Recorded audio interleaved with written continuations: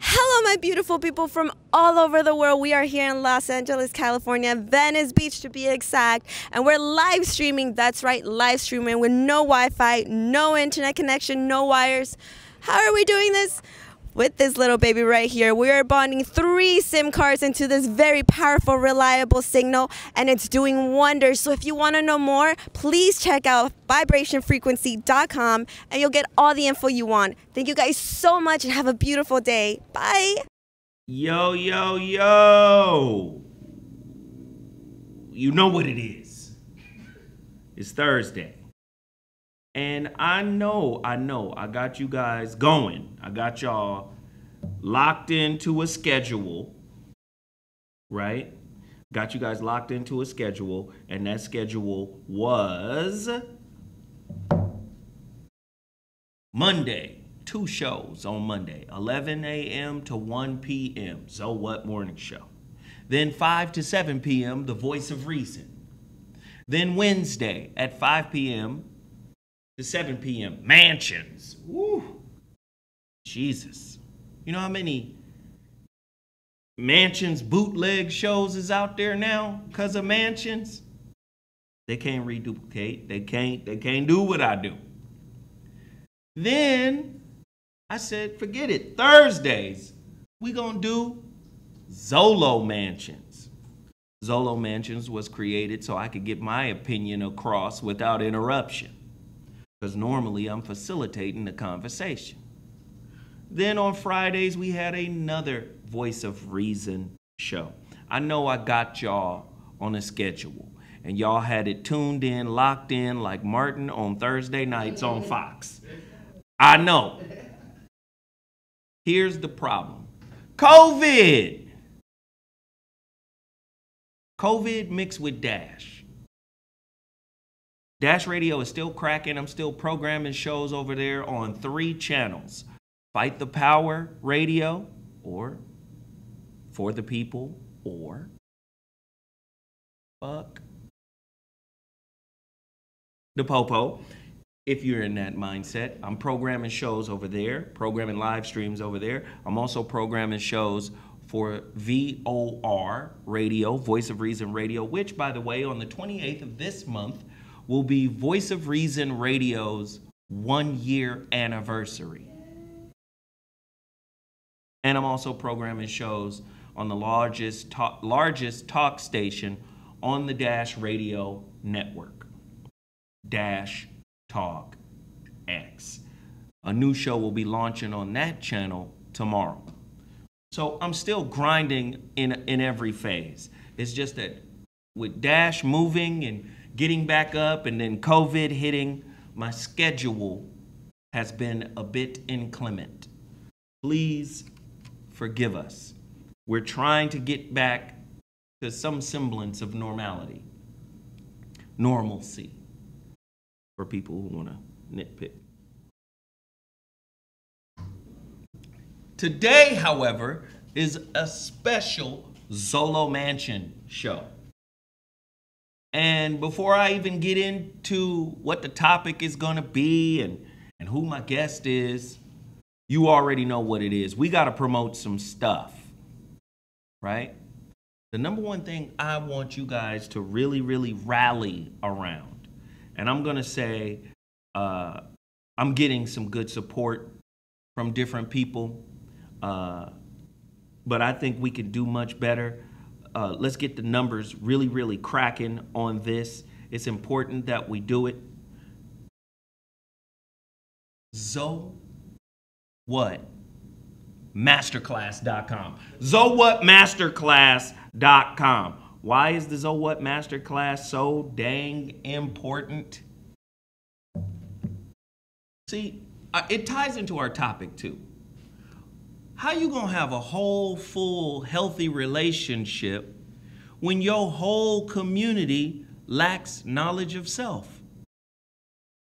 If your community doesn't have knowledge of self, I'm sure your household don't.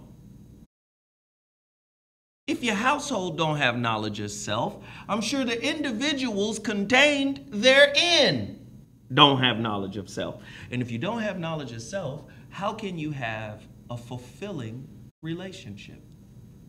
Knowing who you are, knowing what your purpose is, knowing why you're here on planet Earth, all of that has been stripped from people of, well, not people of color, not POC, black people in America.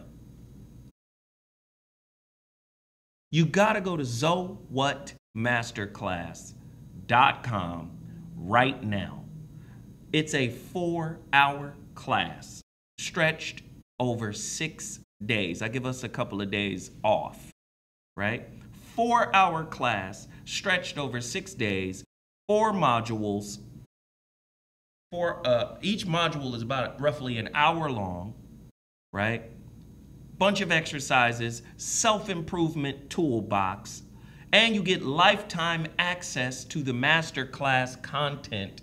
And when I go live, because it's going to be a live event, when I go live, you get to ask questions. Now, I'm not going to do a full-out coaching session for your problems, because a lot of those questions will be asked or answered in the class.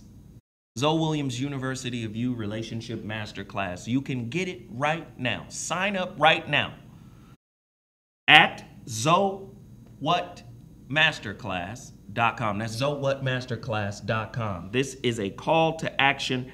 Everybody should do it right now. Okay, total package energy. My favorite energy drink. Whenever I get on live, I always drink it. B vitamins, amino acids, no sugars, 0 carbs, 0 crashes.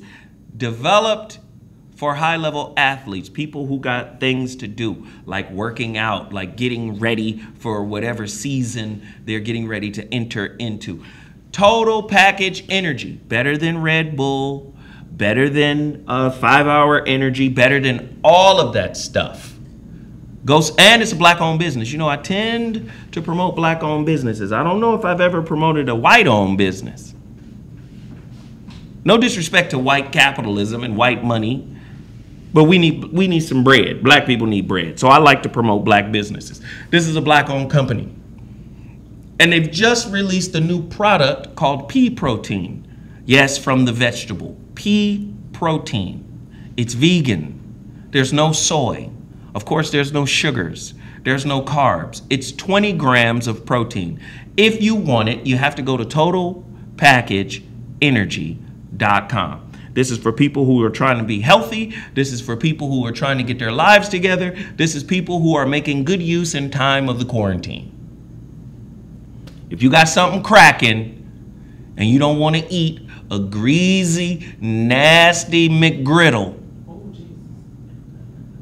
don't act like y'all don't be pulling over and getting McGriddles and them fries that never decay, vampire fries from McDonald's. Don't act like you don't do it. I'm asking y'all, if you got something cracking in your life, these are supplements that you can use to support whatever it is you're working on. All right? The next thing I want to promote is X-Wolf. X-Wolf, black-owned business. Yet another black-owned business. X-Wolf. This is the black version. What's that other product? Nugenics or whatever they call it? Yeah, the baseball player, the Big Hurt. This is the black version of that, right? I don't know why I want to say hydroxycut, but that ain't it. What? I think it's called Nugenics. Nugenics. Is that what it's called, y'all? Y'all in the chat room right now. We got a lot of people in the chat room already active. This is the black version of that. And again, it supports your workouts. It supports your workout.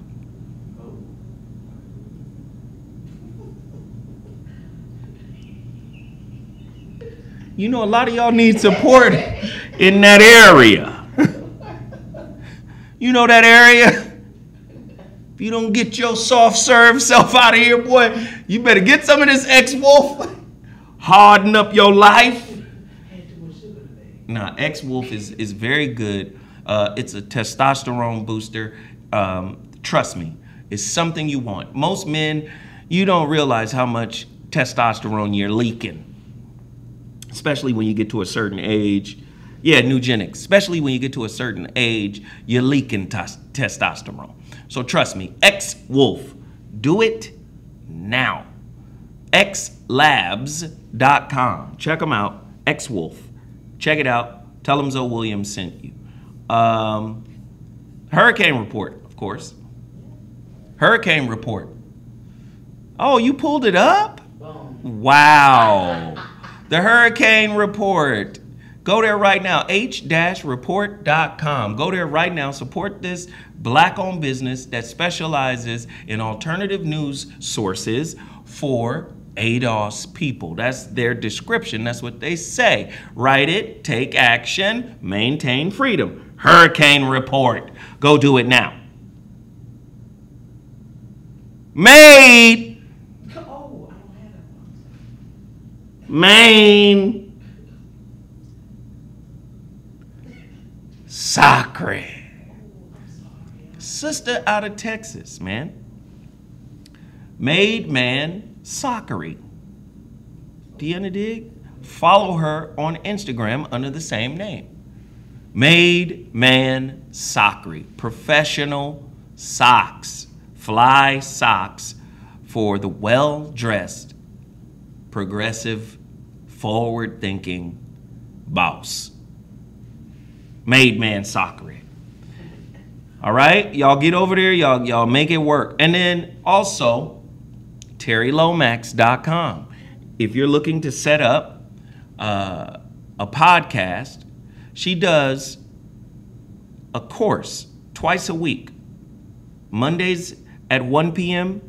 and I think again Wednesdays at 5 p.m. a course that teaches entrepreneurs to leverage social media and personal branding and to grow their audience, make an impact, and also make an impact on their bank accounts. Please get at her right now. info@terrylomax.com if you're interested in such an endeavor. Last two things I want to promote.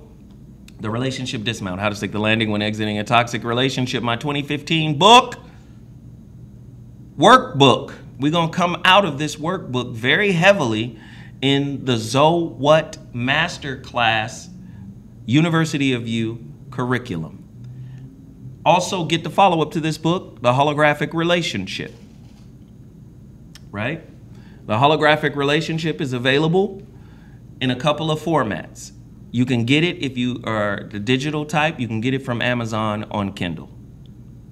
If you want a paperback version, I'm going to the post office tomorrow, shipping out books. The Holographic Relationship is available on my website, IamZoeWilliams.com. Go there now if you want your book shipped out tomorrow. Now that all this is out the way, wait. Because the dude that owns Vibration Frequency, for some reason, feels as if I don't promote Vibration Frequency enough. Now, this is a brother. I said, man, do you know how many shows I've done here? He was like, yeah, around 60. I said, do you know how many times people are rewatching and reviewing these damn shows? That's a forever commercial if I only said it once. These videos live on the internet forever if I only said it once. However many thousands of times they've been viewed, it starts with you. Vibration Frequency. This is where we are. And I'm sure if I wouldn't have said the name and I asked y'all to tell me where I'm recording, y'all would have told me Vibration Frequency. This is where we are. VibrationFrequency.com or VibeFreeTV.com. This is where we are. And then the final thing I'm going to promote is I'm going to introduce the guest because I'm rocking his gear. Do you know how royal I feel? I always knew I was royal. But when you walking around with 5,000-year-old prayers on your back, you're pretty much protected. This brother who I'm bringing on, he killed us the last time, and he's going to kill us again. Omar Buckley from RAMOMAR NY joins us today. RAMOMAR, Omar, what up? Yeah, my brother is in the building. Are we ready to tear down some myths? I think we like the new Mythbusters. Let's do it. Let's do it. Today's topic. Oh, before we get into the topic, Omar, where can they get your gear? When did you start creating the gear? What motivated you to create the gear? What was your inspiration, my brother? Well, I would say I started the brand in 2007. At the time, I was a fine artist, and I noticed most artists will just paint on canvas, digital paint, sculpt, and I decided when I attended the Fashion Institute of Technology in New York. While I was there in 2007, I said, let me put my art on a garment instead, on a shirt. So the brand started for me literally putting one of my artworks on a shirt, and then people at the college asking to get one. And that was 2007. Mm-hmm. So it started, so all I do is put my art into everything, all the thousands of products, everything over the last, 14, 15 years now, or something like that. I basically figure out ways to merge art, fashion, culture, and history in one. So that's why everything I design, it has the same formula. It has to have some art, it has to be merged with fashion, but then it has to have some cultural history. The reason I merge it with fashion, because fashion is how people express themselves. It shows where your mind is, based on whatever brand you want to be associated with.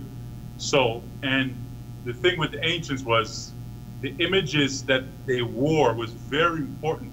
The garments people wore from multiple cultures, it distinctively led to separate what culture you're dealing with. Just like how you have peacocks and lions and tigers, all these are like almost designer clothes these animals are wearing. So within nature itself, design and fashion is a part of life. Because everything doesn't look the same. Every creature doesn't look the same. Every bird doesn't have the same feathers. So just like the same thing with every culture. Every culture has an aesthetic they like, patterns they like. So I just decided I wanted to focus on the oldest documented civilization, which is around Kemet and Mesopotamia. And basically, that's when I started the brand. I said, how can I figure out ways to bring this ancient aesthetic to the modern world without it looking like a costume? And that's what started the brand in 2007. Wow. Yeah. RAMOMAR! You guys can go there right now and support this black-owned business that I've been supporting for nearly 5, maybe 6 years now. Please go spend your coin with this brother. I bet not see nobody in Louis Vuitton. I bet not see nobody in Gucci. I bet not see nobody in Prada. I bet not see nobody in European. Because here's the thing, and then we'll get to the topic. Here's the thing. The Europeans are bigging up their culture within their fashion. They're bigging up Roman culture. They're bigging up ancient Greece. They're bigging up their shit. What you doing wearing it? Why you wearing it? How come you're not wearing your own stuff? And that's why I'm such an advocate of this brother's brand, his fashion sense, and his knowledge. So let's just get right to it. A lot of y'all gonna be mad this evening. You might as well send this over to your pastor now. Just send this to your pastor now. Send this video to Reverend Short Ribs. Send it to him now. Because we about to have a real conversation. The myth of Jesus. Now, you know black people love their Jesus, Omar. They love their Jesus. Yeah. And when I hear black people talk about Jesus, most of the time, there is absolutely no proof You've been indoctrinated into a belief system that basically says you don't need no proof to believe in Jesus. Proof ain't got nothing to do with it. The closest thing to proof that Christians have is faith. Yep. So we got to deal with it. Where did Jesus come from? Who started it? Why is it here? And why do black people love him so much? Well, what they've successfully done, they've figured out there's a void in the human existence. There's a void, no matter where you are in the world, where you feel like there's some part of you missing. So when you understand that, when you understand where your soul originated and the processes and the mechanisms of how the ancients use metaphors to explain that, and within those metaphors they explain that there's a part of us, not just, it doesn't matter what group you come from, there's a part of us that's yearning for something greater than ourselves. It's almost like it's a part of this human paradigm. You're here looking for something greater than yourself. Some people put it into people, some people put it into images, some people put it into mythology. These mythologies are there to help fill that void of parts of us that we feel is missing. Something greater than ourselves. So when you understand that every culture, from the Mayans to the Chinese to the Indians, all of them had a mythology that helped to maintain the structure of their society. And that mythology becomes the founding document that they base their civilizations on. And these founding doctrines last for so long that even if the civilization went on 500 years, 2,000 years, the people who apply these doctrines to their lives never lived to see where it came from, but they're just regurgitating something that was passed down to them. And they take it in wholeheartedly. So we understand that it doesn't matter if you're a black, Asian, Mesoamerican, Native American, Chinese, everybody falls from mythology to help them go through their daily life. So we understand that it's almost like air. It's a part of what humans need. So you take out mythology, they seem to not be functioning right. Just like if you take off air, people suffocate.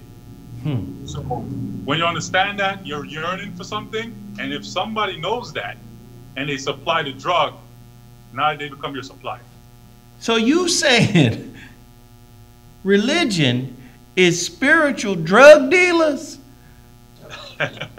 Come on, man. Damn. Don't hit them that hard. That's what a pastor or an imam or a guru or whatever, they are a spiritual drug dealer? I guess we use a modern lingo to try to explain. He was like, I didn't say that, so I didn't say that. We use a modern lingo to explain why people are dependent every week, every day. Some people believe that the creator that created you need your constant prayers and begging. And like, basically, some people literally living right now thinking the creator sent them to earth to beg and praise those. It's almost like your mother created you, and for the rest of your life, or your father, you got to constantly beg them every day, pray to them every day for creating you or giving birth to you 20, 40, 50 years ago. Some people really believe the universe requires constant bowing, constant recitation to appease the creator, whoever you believe created you. So when you understand that, and then when that gets passed down now, where each generation as a child, it's being planted in you as a young person that you have to do this or else, it becomes a drug. And then you need people to maintain the supply chain.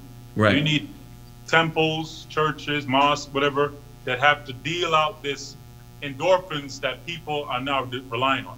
Right. They don't realize these prayers, it releases dopamine in their brain. It makes them feel a certain way in congregation with a group, the music, the dance, reciting verses each week. It releases chemicals in your brain that you eventually get addicted to, and you don't even realize it. So you almost become dependent like a drug addict. So what's very interesting about what you're saying, when you talk about prayer and the God or whatever this power that is in control of everything, it doesn't need your prayers. I've always believed that wholeheartedly, deeply, that prayer is not for petition. Prayer is for manifestation. Right? How did the Egyptians use prayer, the ancient Comedians? Because they had a gang of prayers, but I think their prayers were like spells. Can you talk about that? Well, what they would do is, let me just explain something to you. What the ancients observed, everything takes a formula. As I said, we're summarizing this in a short time. This is thousands of years. They realized everything takes a process to get a certain result. For example, let me make an example today. You make soup.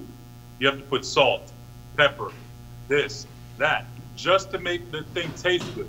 Right. So the ancients realized you can't put too much salt, too much pepper, because people won't bite it. People won't ingest your food. So everything takes a formula to make it just right to serve to people, whether it's something physical or something mental. It needs particular ingredients. If you miss one of the ingredients, people won't bite it. Once you put all the right things together, it works. And humans, no matter where, no matter if it's 2,000, 5,000, 1,000 years in the future, once you get those checked off the list, those ingredients, it's like they just become blind to it. They ingest the food, they ingest the indoctrination wholehearted. So for the ancients, they express themselves to something they call divine word. Meduneter? Meduneter, yeah. They express their prayers and trying to connect to unseen forces. They try to utilize nature to observe what the Creator might be trying to say to us without words. So the way they looked at the world was, a lot of these creatures been here for millions of years before humans got here. These creatures have been doing the same rituals year in, year out for hundreds of thousands of years. Birds fly to the north, they fly back during this season. Lions do this. Everything has a cycle. So they realize these creatures have been doing these rituals, yearly rituals, for millions of years. So what they realize is, Creator, what we call God, programmed these animals to repeat these cycles over and over. So what they did at the time, they said, let's observe this stuff. And we said, we're going back to pre-dynastic before the cultures were even unified. It was oral tradition at the time. So when you observe nature, you see that you observe something, fascinated by the creature, and then you'll think, oh, I just want to see it. Then somebody else comes along, whether it's 10 years, 5 years, 100, 200 years ago, they'll come and observe the same phenomenon. And then, especially if you have a mythology that includes these mythological creatures, and then it's 500 years later, and you're hearing this from your oral tradition, that this happened, this happened, this happened. And you're in your lifetime now, 500 years later, and you're noticing the animal is doing the same thing that your ancestors told you. So you realize your ancestors weren't lying about the mythology they told you about what these creatures did, because you're now witnessing it yourself. So what you realize is these creatures are locked into a program, and they repeat the cycle. So they are eternally locked into their programming of what they do. Humans, on the other hand, humans don't do that. Humans change. You can observe in the modern world. This is hot today. Then next week, the song is not hot no more. This clothing is hot today. Then a year later, it's out of style. Humans change their taste levels every year, every century, every 500 years. You can't really depend on them to really have things that they lock onto that will last for that long. But when you lock it into nature, that these creatures literally do the same thing, wear the same feathers, wear the same stripes for millions of years, never changing. You can now attach your mythology to things that are eternal. Also, humans are temporary. You're here, you look good, and then you die. These animals, stripes never change again, the feathers never change, but we come back. You might have a different skin tone now, different hair texture. So humans are always in a constant change, yet the creatures are eternal. So the ancients realized they wanted to attach their mythology to eternal beings. So when you understand it now, the language of nature is what they use to express this. So within nature, they observe different creatures they took different attributes of these creatures and personified them into human characteristics. So the permanent into the impermanent. Yeah, yes, exactly, exactly. Because let me give you an example. They'll say something 5,000 years ago, and you weren't there to see it, right? You're like, they said this bird, this falcon does this, but you're not, you know, you just gotta, are you supposed to just believe it? Believe what they said? But luckily, because the creatures around today, you can observe the same thing they observed 5,000 years ago. Like, it does do that. So when you understand that, they were obsessed with observation. They wanted to document the stuff for it to be true. And no matter how much time goes by, whether it's 5,000 years ago, today, or another 5,000 years in the future, that symbolism will always be there once you have the eyes to see and the ears to hear. So what they decided to do is they want to lock their mythology and language to those symbols. So when you look at the Medu Neter, you'll notice it's filled with different type of animals. And to even learn, to fully understand the language, you almost have to study what each animal does. What's their attributes? What's the attribute of a duck? What's the attribute of a lion? What's the attribute of a peacock? Why would they choose a peacock feather to represent truth? You know, when you study that animal and see what it does, you say, oh, now I see why.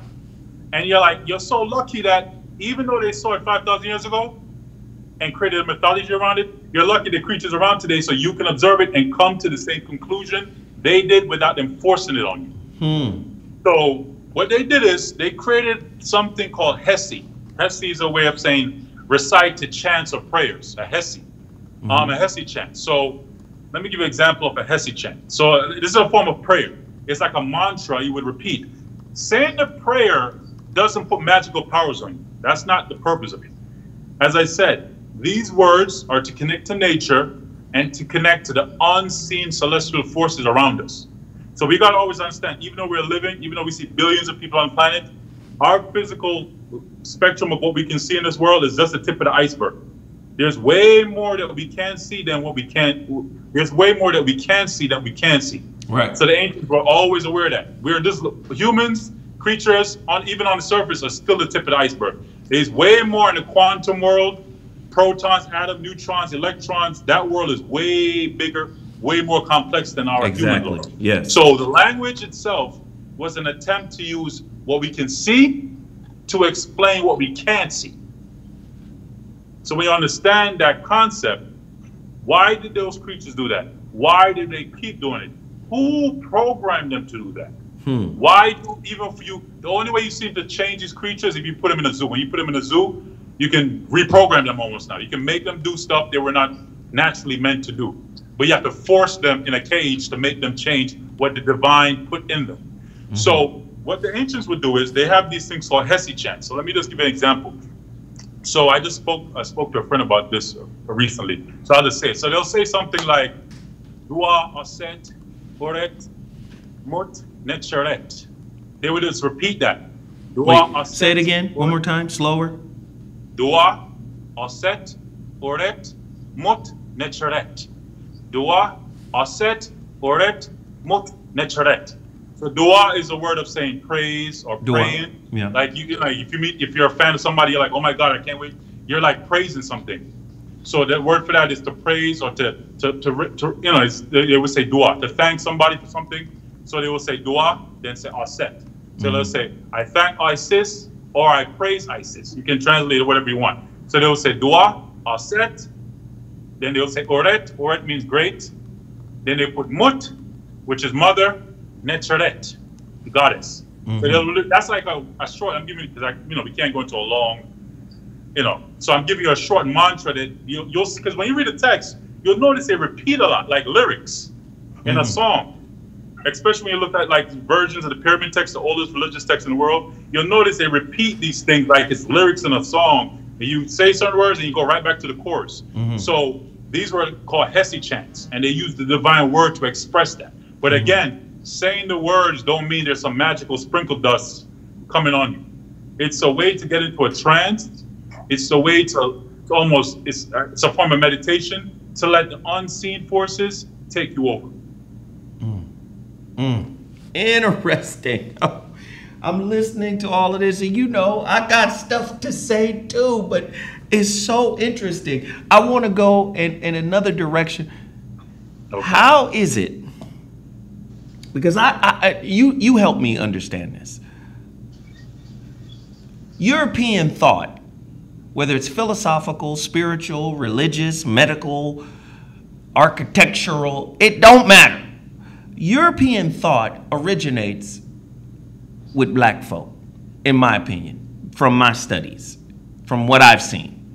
They don't have an original idea, in my opinion. And I'm saying that to say, how did Jesus rise in popularity? Like, what is the origin of Jesus? Why are people so enamored with Jesus, right? Why? How did they do that? Okay. So you have to go back, first of all, when you're dealing with Kemet, you're dealing with, I call Kemet the culture of receipts. Every dynasty wanted to leave their mark. They wanted to document events, document mythology, document predictions. And they put it in stone etched for eternity. They were obsessed with eternity. So when you understand that, they put it in material that they knew would last. Even if you break a stone apart, you can get the pieces and put it back together and then see what it was saying. It's not like gold. The gold can easily melt, wood can burn. So they put it in stone to etch it in stone forever. Especially when you realize stone lasts forever. When you look at mountains, those mountains are there for millions of years. Some of them look like they never move, they never change. So you take a piece of a mountain, a stone, and write something on it, you expect it also to last for eternity. So when you're on this culture, the reason this culture is important, they were the king of receipts. They have so much information documented over a 3,000-year period. If you could read the language, with certain groups figured out later on during the Hellenistic period, you can dig from a well of knowledge going back 2,000, at the time, they were going back 2,500 years of information documented. Because remember, what we're looking at today is fragments. What we see around the museums right now is all fragments. A lot of the stuff has been broken up, burned, wooden statues gone, papyrus gone. So we're looking at crumbs. All the vast stuff you see around the world in museums is just crumbs left over. So when you understand that during that time, certain groups had access to information that goes back 2,000 something years. And when all they had to do was be trained to learn the method, to learn the divine word, the language. Once you get that, you now can tap into mythology, the mythology that was the founding principle of the civilization. Like, what was the glue that kept this thing together for 3,000 years? That glue was the myth of Asar. The myth of Asar was the glue that kept the civilization together. And that's the oldest resurrection story in the world, correct? Yes, yes. Talk to me about that. Yes, so the first thing we have to go over is the name itself. So I don't know if you can pull up that picture of the glyphs from the 5th dynasty, the pyramid text. Boom, there it is. I would want to put that on the screen so we can just see those glyphs real quick. It's there. So she's going to pull it up? Yeah, it's already up. Yeah, okay. So basically what you're looking at now, you're looking at an excerpt from the Pyramid of Unas. Unas is a Nisut Biti from the 5th dynasty. His Merakut, or pyramid, is the first to document religious literature at that time. Previously, going back to the 4th dynasty, a lot of this religious literature was recited at the funeral of the sending off of the king. They had priests, lector priests, that would recite the whole spell, ritual, formulations at the funeral of the king himself. But when you understand that, when you're dependent on people to do it, sometimes some people pass away, sometimes things are happening in the economy that throws things off. So after the 4th dynasty, a lot of the resources that went into building those huge monuments, it wasn't there for the next dynasty. So they spent, it's almost like you can say somebody spent $1 trillion in the 100 years ago, and 100 years later, you don't have that budget. You only got $50 million budget. So the 5th dynasty couldn't afford what the 4th dynasty had. So they had to scale down.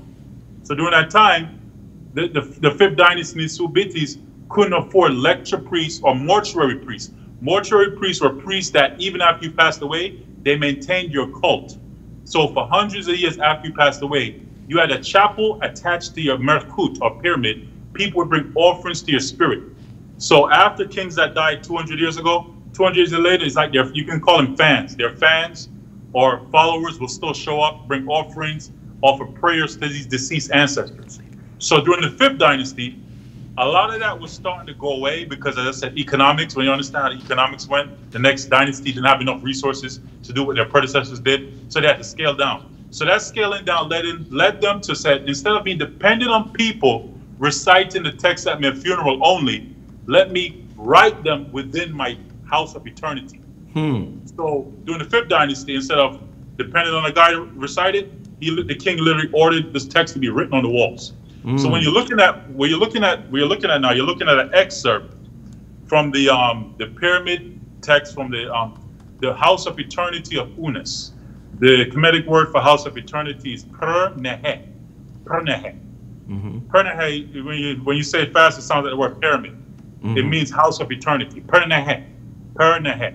So within his per-nehe, his house of eternity, he wrote these chants, like the Hesi chants I just mentioned, about reciting certain verses, reciting certain words.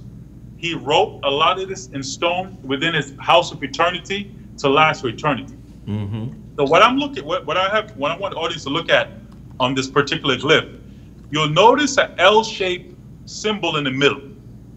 That L shape is the first glyph within the name Asar. It looks like a stair, right? Yeah, it looks like a stair. Right. But today, just think of it as the letter L. If you look at it, it literally looks like the letter L. Because that shape is going to have an influence later on. Keyword L. So L, that throne is called As, A-S. And below the throne, you have the I. The I is R. So when you combine the throne and the I, you get Asur. Asur. So, and below that, you have a triangle. The triangle spells the glyph D. It means to give. It means to give something. You're offering something. So it basically says Asar D. Given to Asar. So the king is making an offering to Asar within those few lines. As I said, there's hundreds of spells, but I'm just focusing on this one. Particularly because you're looking at something very familiar that a lot of people are scared of. You look closer, you notice that's the devil to me. That's the Illuminati. That's the devil. Yeah, that's the people worship the devil symbol. That's on the dollar and everything. That's evil. Yeah. Yes, but the question is, why would something located in a pyramid of a king from 4,500 years ago be on your money to this day? That's the big question. Talk about it. If this man put all this resource to get buried with these symbols, and now somebody made sure that millions of people carry that same symbol in their pocket for all their whole life without realizing it. Wow. Why would they put a symbol from 4,500 years ago on your money? And you have to use it to feed yourself, to get around in life. And you see it every day and don't really know why somebody would put that there out of every symbol in the world. And as I just showed you, that's the oldest religious text in the world, and you literally see it. This pyramid, the throne, the eye spells out the name given to Asar. So that's the first thing. Now, why did the ancients choose a throne and an eye? We have to go to the rudimentary and elementary. Why? Why didn't they put another symbol on the eye? Why is it particularly a throne and an eye? So for that, most books don't explain that. You can go through thousands of books, and they never explain where does Asar, Osiris in Greek come from. Why would they choose that name in particular to name this particular deity? So that's the question we're going to go into right now. Now, for that, you have to look to astrotheology. You have to literally look up to the stars now. So the stars in particular that the ancients focused on was a constellation they call Sa. Sa. Today, yes, exactly, right there. Sa, called Orion. Today, we call it Orion. Orion is derived from the Greek Oranos. Oranos in Greek means heaven. Right. So when you die, you want to go to Oranos. Today we say Orion. Right. So, and wait, before you move forward, Christians, if you read your New Testament in Greek, you'll find that every time they say heaven, well, one of the words for heaven is Oranos. Yes. Which comes back into English as Orion. Continue, brother. Yeah. So that particular star is the most prominent constellation in the night sky, meaning you can't miss those 3 stars that align within the sky itself. So what the ancients observe about this star system, as I said, it's not only that it's visible, it has a particular hourglass shape. They created a mythology around that particular star. What you'll notice is, that star system called the hunter later on by the Greeks, because they believed he was hunting a bull. Mm-hmm. Today we call that constellation Taurus, the bull. So this particular star system they call a hunter, and behind him is usually the other star, the dog star, Sirius. Is on his left side. Mm-hmm. It's not in this picture, but Sirius is literally behind him on the left. And they would call that the dog star. So it was a hunter with his dog. You're basically hunting a bull. So when you look at these mythologies, when you look at bull, horn deities, larger than life mythological figures with horns, it has most likely has something to do with this mythology of a man and a bull. I'm trying to give you a connection. I'm showing you something. This is within the sky. This is a book in the sky. So you literally have to learn how to read the sky. Those stars been there for billions of years before the earth even started. And they're still here for us today. They were there for the ancients. And they're there for us today to read. The Creator, God, left those books in the stars for eternity if you know how to read them. Unfortunately, today, we have light pollution from the modern life. So the light pollution blocks out the stars. But back then, if you go to Kemet today, Egypt today, and go into the desert, you can see the galaxy. You can even see the Milky Way above your head. So they had a clear vision of these stars. So now, this particular star they call Sah, S-A-H, they believed represented Osir's spirit in the sky. Osir to them represented regeneration, rebirth, and rejuvenation. And when you understand that now, it's strange that they would pick this particular star system out of all the billions of stars in the sky to attach those attributes to. Because when modern scientists today now said, let's study, they call it M42. So if you want to look up Orion, Oranos, Sah, it's called M42. Look, Google up constellation M42. Like the 42 laws of Ma'at, M42. M42, you can say Ma'at 42. Look up M42 and it will pull up Orion. Within this particular star constellation is a nebula. A nebula is somewhere where stars are reborn. It's where baby stars are reborn. So what a coincidence, the ancients knew that star had something to do with rebirth. Just like the god they believed in called Osir, who is the god of rebirth. So I can't explain to you how they knew that particular star system has something to do with rebirth, rejuvenation, but somehow they figured it out. So now, above Osir, what you'll notice is the Taurus Bull. The main star that is significant within the Taurus constellation is a star in Arabic called Aldebaran.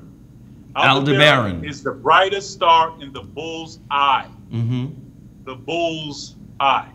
That's the brightest star. It's red. It's the brightest star in that, and behind it is the Pleiades, right behind the Taurus constellation. But the 10th or the 7th or 10th brightest star in the sky is Aldebaran. It's almost 1,000 times brighter or larger than our sun. Even though our sun is large, that star is almost 1,000 times bigger. But it's in a stage. It's in a stage where it's about to go supernova. It's called a red giant. So it gives a reddish hue. So the bull's eye was always red to the ancients. So we understand that now. So the significant star in Orion is the 3 stars of his belt. And the significant star in Taurus is the bull's eye.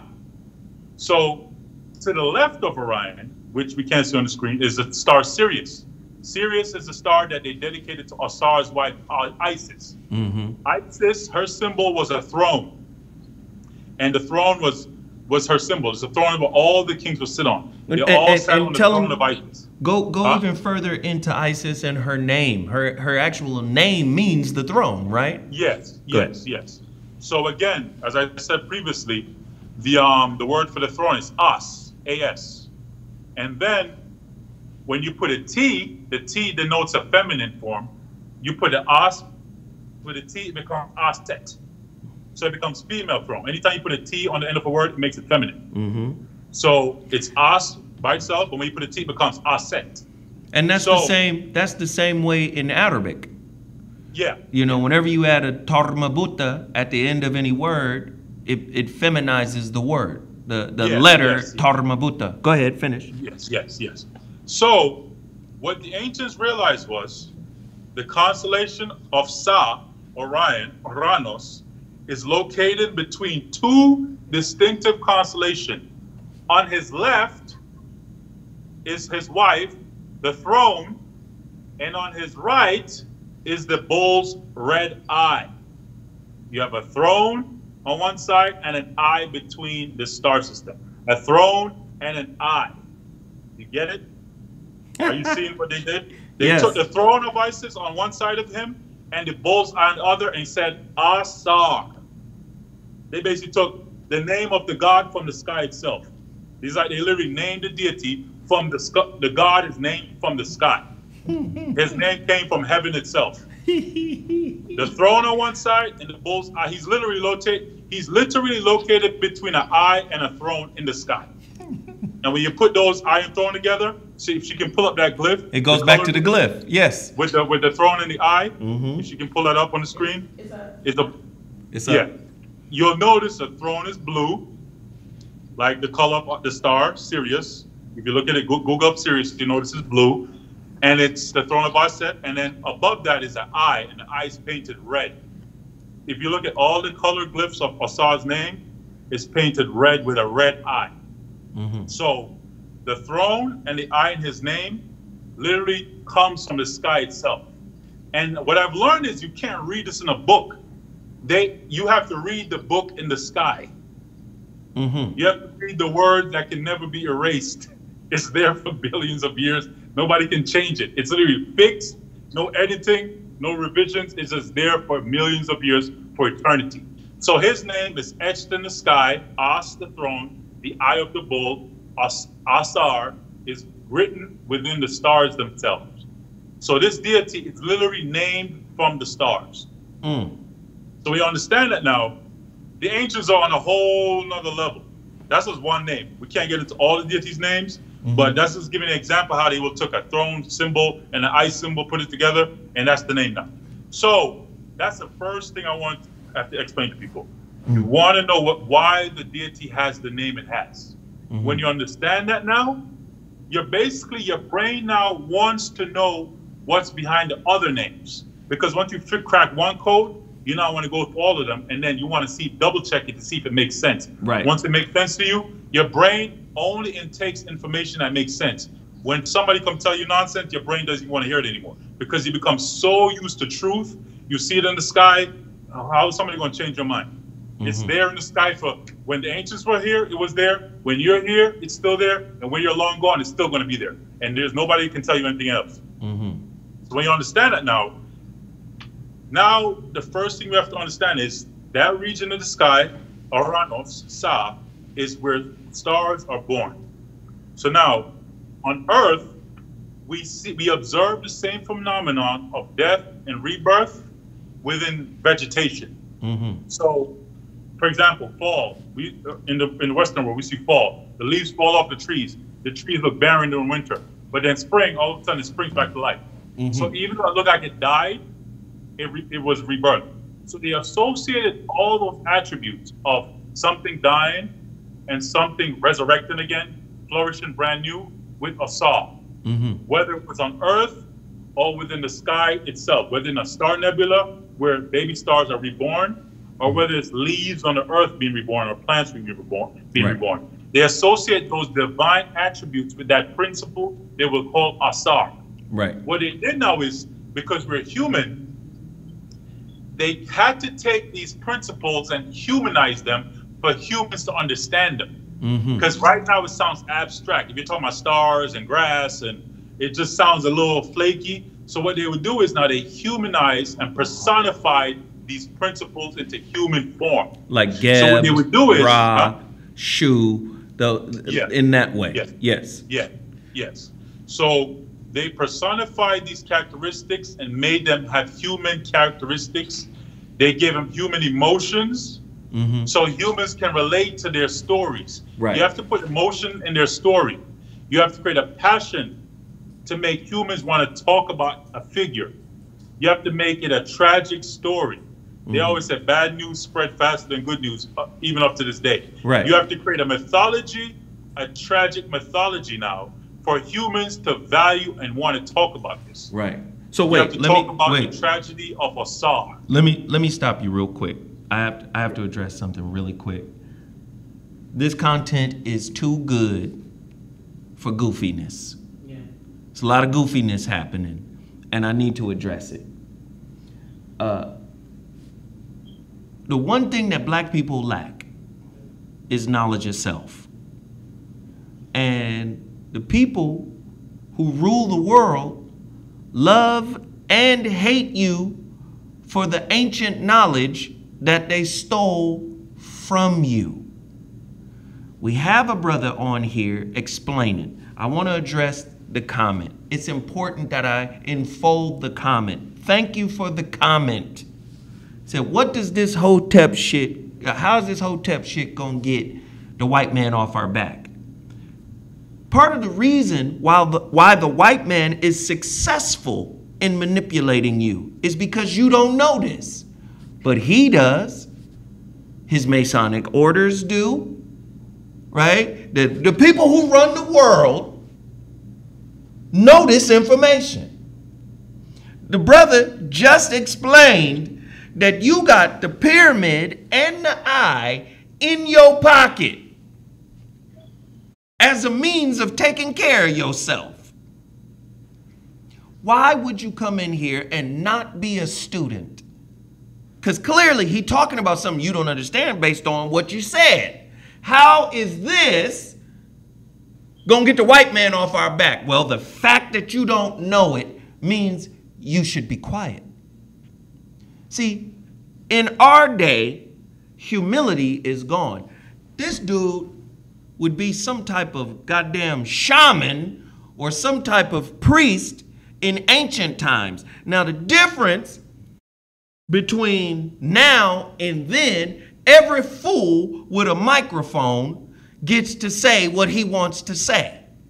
Back in the day, you would have to shut up.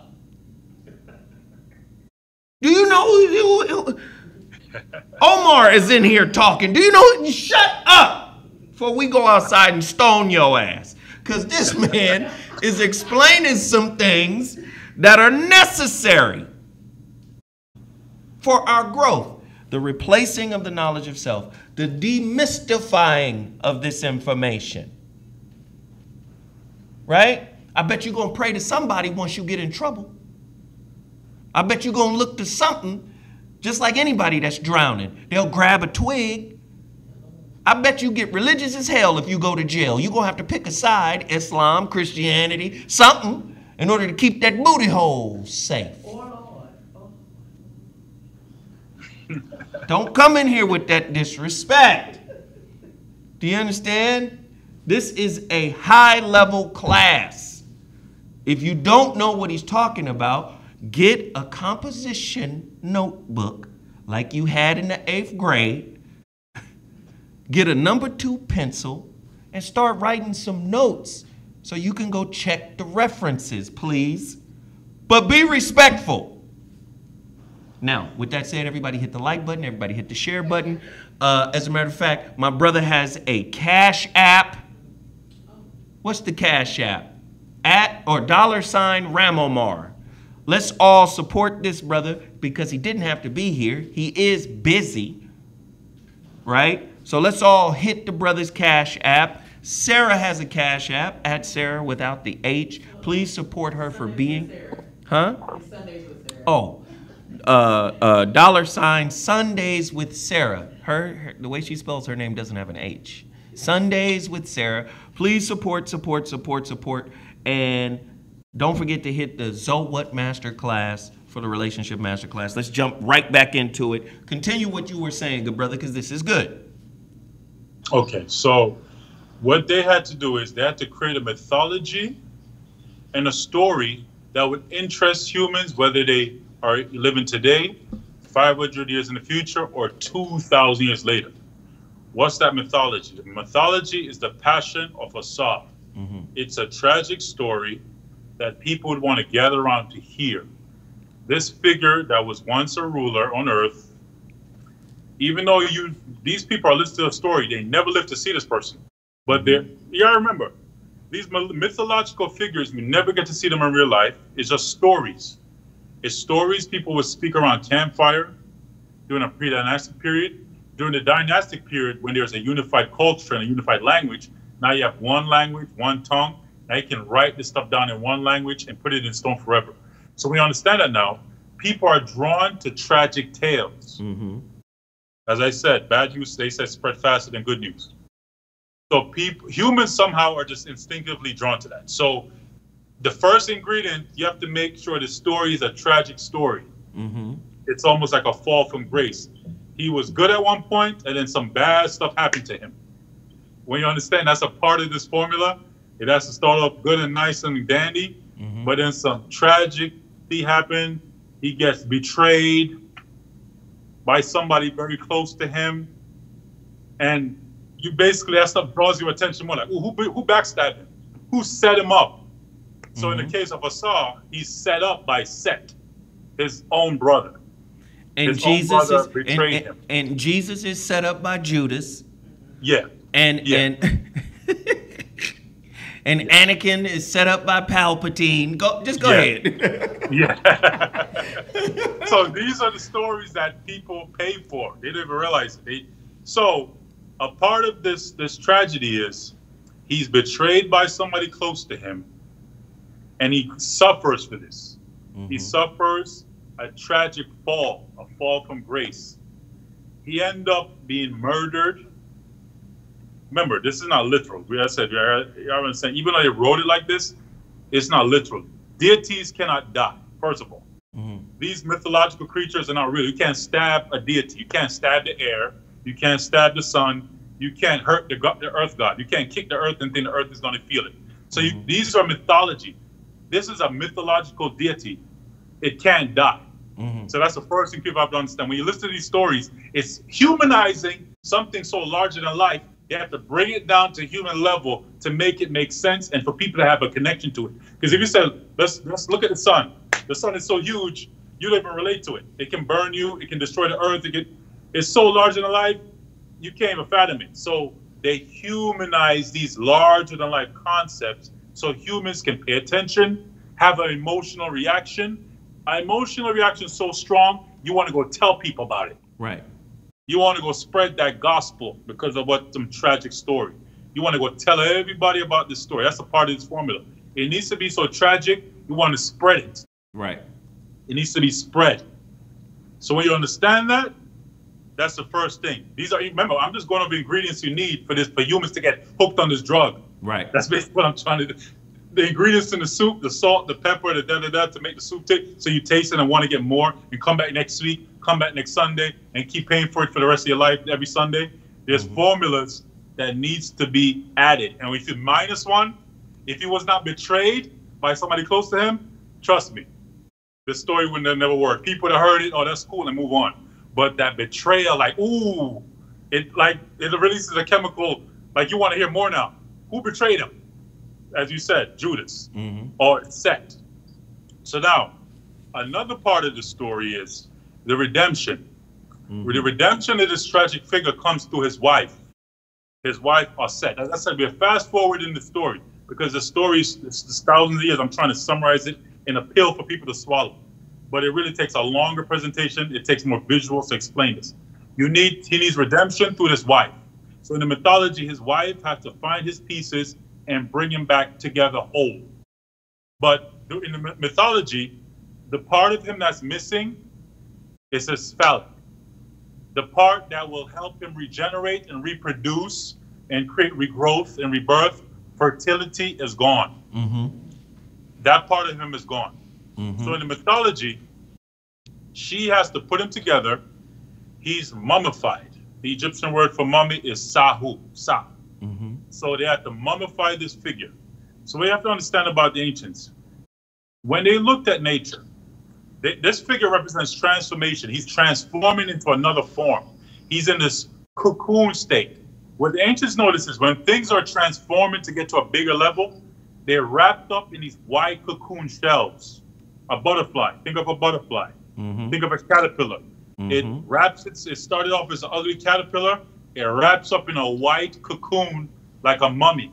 And eventually, that white cocoon cracks open and it flies to the sky. So if I'm observing that on an animal, the ancients said, if we want to go into an inner transformation, you too want to be wrapped in the cocoon. You too want to be mummified, because you want to go into a form of transformation.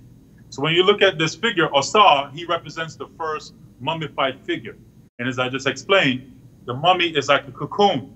You're trying to put something in a shell so it can go through a process of metamorphosis and transformation. So within the mythology, Osar becomes the first mummified figure. Now, a part of his mythology includes symbols. Now we're going to go over symbols. We went over the throne, Os, the eye, Osar. Now we're going to go over another symbol of this figure. Another important symbol of this figure is called a Jed pillar. This symbol has a base, wide base, and it goes up, and it has these levels of 4 lines on the top. So that symbol is in the mythology. If you study mythology, Osar was sailing on the river, and he got trapped in a tree. Osset had found him within a tree. So when you understand the mythology now, as I'm summarizing it, they're saying Osar was found within a tree, within the myth. If you can look deeper, and you can find that part of the mythology. So that tree becomes something that the ancients will call a Jed. When you look at a Jed, it has a wide base, it goes up.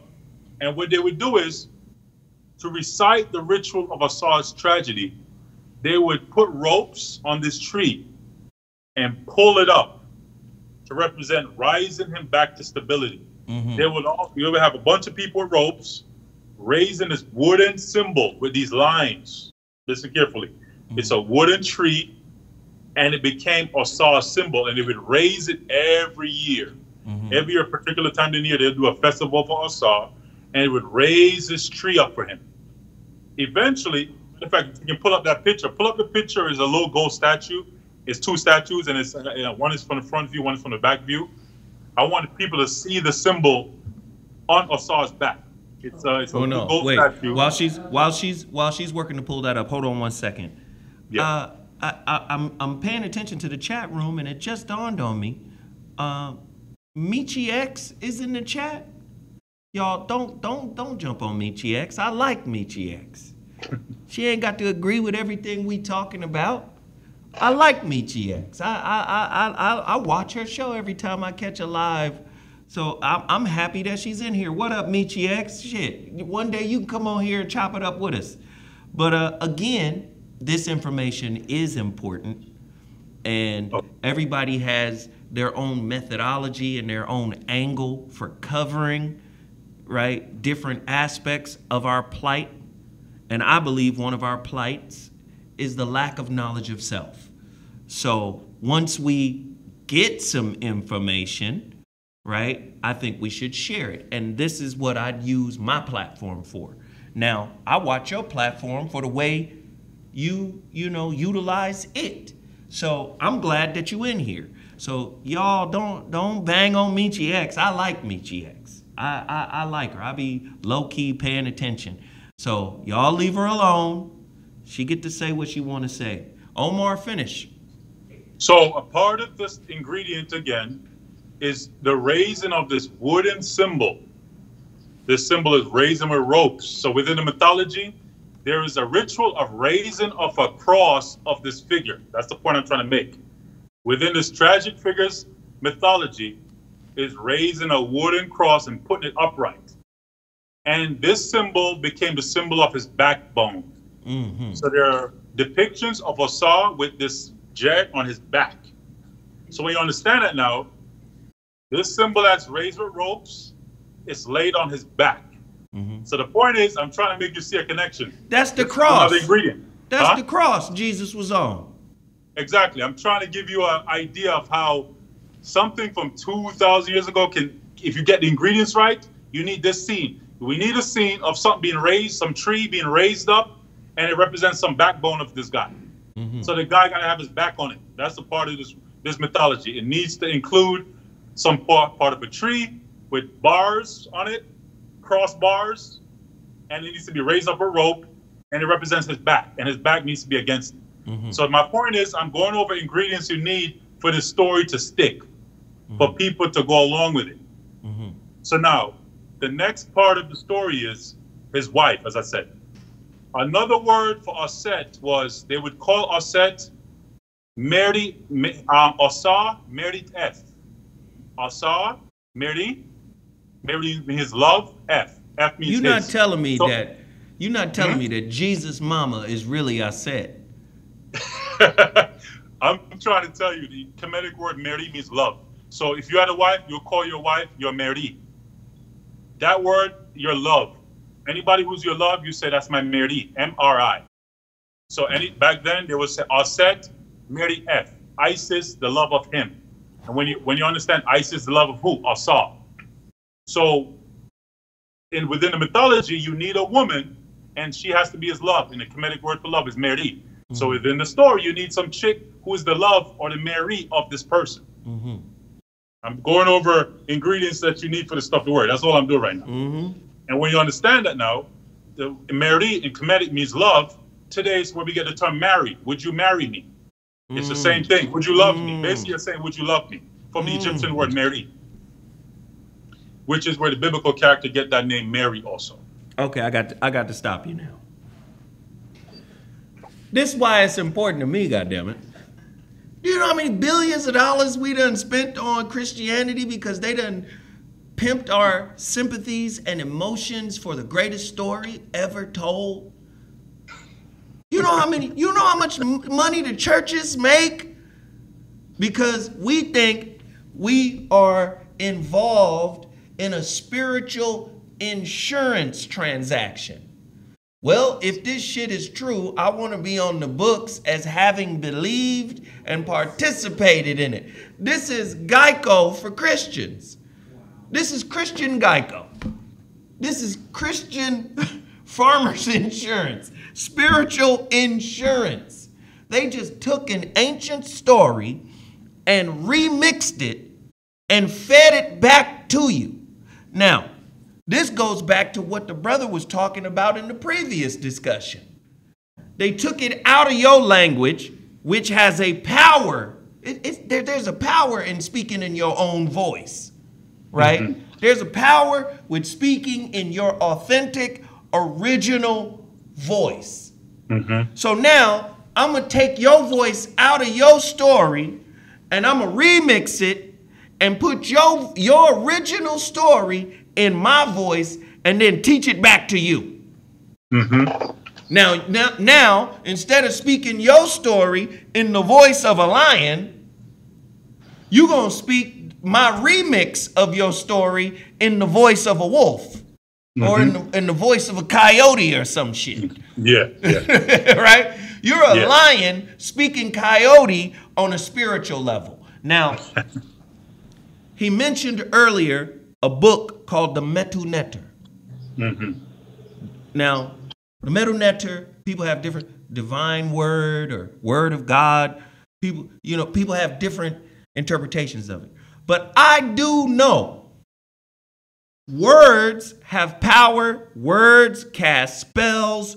Words, if not spoken in your tongue, with your authentic voice, can become traps, can become like a type of prison. Yeah. Now, Korzybski, I mentioned him in our last talk. Alfred Korzybski, famous linguist. He said the definition is a prison. The word is a prison. The definition and the word is a prison, especially if you didn't author it. So if you got the Diet Coke version of your original story and speaking it in their voice and not your own, what type of reality do you think you're speaking into existence? Keep going, brother.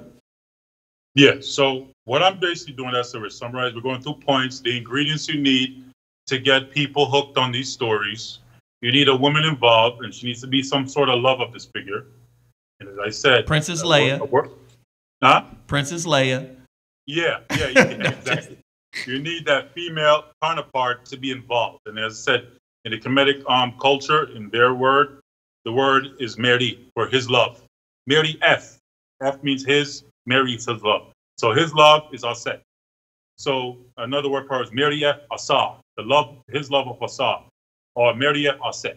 So when you understand it now, you get this, becomes a part of the story now. So we get the ingredients for the soup. The next part of the story now is because this person she loved died, she didn't get to have his child yet. Mm-hmm. Now you need some magical pregnancy. Aset, her brother and her husband died. She had to wrap him up in a mummy for his burial. She never got to have a child with him yet. So she somehow needs to be impregnated by this ghost now. The Holy Spirit. The Holy Ghost. Right. And she somehow needs to have an offspring for this deceased, unseen spirit now. So that's the next part of the story. You need to have this woman, his Mary, his love, get impregnated from beyond this physical world. Okay, wait. I got to stop you one more time. What was Anakin's mama name again? Shuri, or something like that, right? Yeah. Not Mary, but Shuri. And didn't Anakin, and I'm giving you these examples because me and Omar, we talk about this shit all the time. Yeah. I'm giving you this example.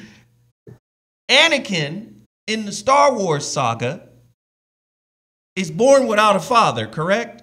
Yes. And is believed... The midichlorians. They call it the midichlorians, yes. The midichlorians was his Holy Ghost and is believed to be the chosen one, correct? Yeah. Okay, go ahead.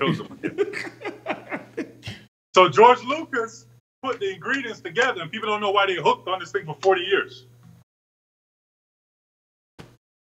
And who taught George Lucas? Wasn't it? Joseph Campbell. Joseph Campbell. And he's famous for the Power of Myth series. Go get that series. I want them to get the DVD that that is hosted by Bill Moyers. Mm-hmm. And he explains, because Joseph Campbell was a historian who talks about all of the myths and the power that myth hold over the people, over the collective conscious of the people. Go ahead, finish. So you have to have this part of the story now where a woman who lost somebody close to her has to somehow get pregnant even though this person is gone. So this is where you get later called immaculate conception stories. A woman who got pregnant without being penetrated. So within the mythology, as I said, they use animals again. Again, if we go back to the beginning of my talk, I explained how animals play important roles within these stories. Within the mythology, Aset transforms into a bird, a falcon in particular, a kite. And she lays on his deceased body in the form of a bird to take up his essence or his seed into herself. Remember, this is mythology again. What you got to do is go study that bird. Why would they say that this goddess woman, how she goes from a woman to a bird? As we said, this is not real people. If you're trying to take it literally, you're doing the wrong thing. This is mythology. So she turns into a bird, and she somehow, from her deceased husband's corpse, takes in his seed somehow. And she is now impregnated as a form of a bird without being penetrated. So within the mythology now, as I said, somebody later on, 2,000 plus years later, they had a storyboard, picked out these talking points that need to be added to get the people hooked. Mm-hmm. So we understand. That's all I'm trying to get you to understand. As we said, this was the glue. This mythology is the glue that kept this culture for 3,000 years. America is only, what, 300-400 years old? Just imagine America going for another 2,000 years. Mm-hmm. You know, so we're dealing with formulas that work, that humans are attracted to. Hundreds, thousands of years, they still want to hear the story. Mm-hmm. So now, the part now is, now she's impregnated. Now she has to give birth. She gives birth to this child. That's a part of the story. Mm-hmm. This virgin woman gives birth to a child. This child now is the heir to his father. It's heir to his father's kingdom. Mm-hmm. You have to put some heir to a kingdom in the story. Mm-hmm. So you understand that now. That's Luke. Huh? That's Luke Skywalker. Yeah. Anakin fucked up. Yes. You were the chosen one. You were supposed to unite the Jedi, not join the Sith. Yes. Right. So this offspring, which the ancients call Heru, would be the offspring of this deceased figure. Now, in the mythology, as a child, Horus' child, Set has to hide away so the brother that betrayed the brother Set doesn't find her, because he basically wants to stop the bloodline. He wants to stop the bloodline of Asa from coming back one day. Right. So Set has to hide him in these marshes. You mean like how Joseph, Mary, and Jesus had to hide in Egypt? Okay, cool. Yes. Just finish. All right. Yes. So part of the story is you have to have, we got to cut to scene 25. They got to hide now. Right. She got to hide with this baby that came from some mysterious unseen force that impregnated her. You mean, so, you know, like... It sounds ridiculous, but people wanted to hear this stuff. Right. That's the point I'm trying to make to you. It sounds like, what? But people really ingested the story and just were glued to it. So she has to hide now because this jealous uncle is on the hunt for him. He's on the hunt for this heir of Asa. You mean like Darth Vader was hunting Luke? Yes. Okay. Yes, exactly.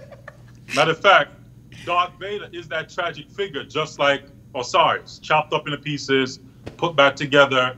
He represents all black. Black was a symbol of Asa, fertility, which brought green. So Asa is depicted as black, which represents a fertile soil that brought regrowth. Or he's green, the color of rebirth itself. So when you still look at Darth Vader, chopped up into pieces, he's in a black suit. He holds a Jed lightsaber that looks like a Jed pillar. You know, George Lucas did a great job with that, because I'm a big fan of what he did. I see how he took the formula, he took all the ingredients that we're talking about, and it worked. And when he's gone, the Star Wars thing is going to be around in the year 2100, and people don't know why they love the story so much. But getting back to the original mythology now, so Set has to hide. So we're fast forwarding now. Eventually, this offspring of Asa grows up. He grows up, and now he has to confront the murderer of his father. So we need to have a part of the story where somebody's being confronted within the mythology. So as I said, we're going through key points that people like. People can't. If you took this out, it's like you're taking a wheel off the car; it won't go anywhere. So you need these key points in it for it to stick. You take out the salt, it don't taste good. That's basically what I'm trying to get to people. The salt, the taste within the taste buds in your brain, the endorphins that you get from hearing these type of stories. So the next part of the story is the mythology of Heru. How Heru, it goes from Asa's story to Heru's story. They're both interconnected. So they take some of the stories from Heru, take some of the stories from Asa, and just find various ways of repackaging it. And later on, what I want to get into is, because as I said, we can't go through every point.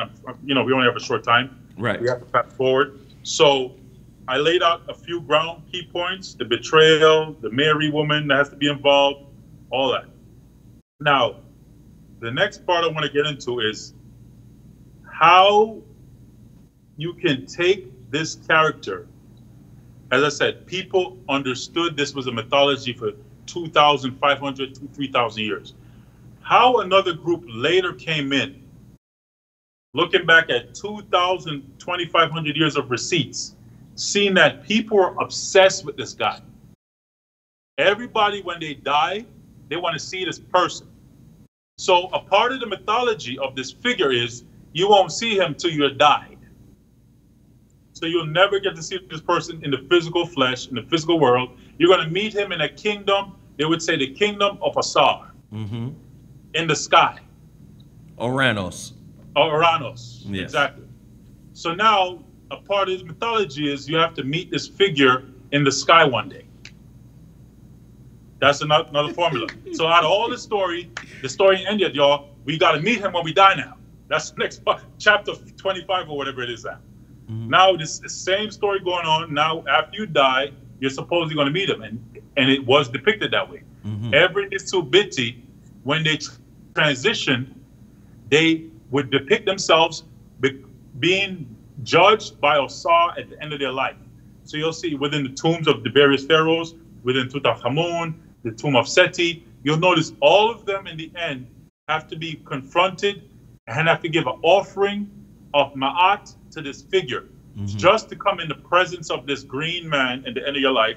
After you passed away, you're going to be judged by him.